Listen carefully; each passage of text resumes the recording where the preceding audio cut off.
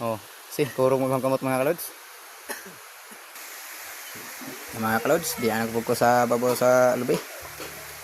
Ako na po ning itsa ning lubi mga kalods.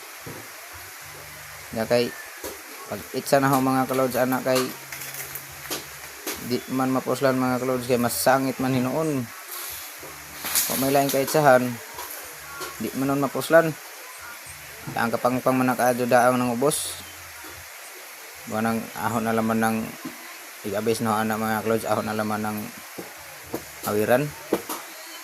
Kay aramang gadon dang ka lisod jud ag ubos kay og mga ligid ag lubi di na mapuslan.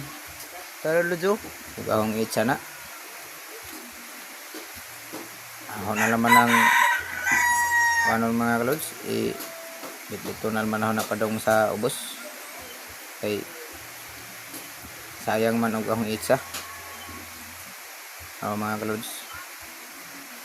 Hinahinay na ko og naog padong sa ubos. Arang ka lesol gyud na da mga kalods nang kaimtang din na mga kalods. Pugong dug sakto kay sa nga pang mga doon na da ng ubos.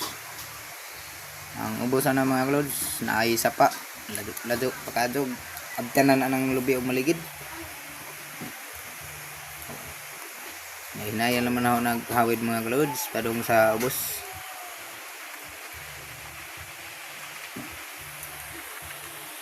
Hapit na ko yung abot sa ubos na mga kalods. Nakapahuway na gadyan.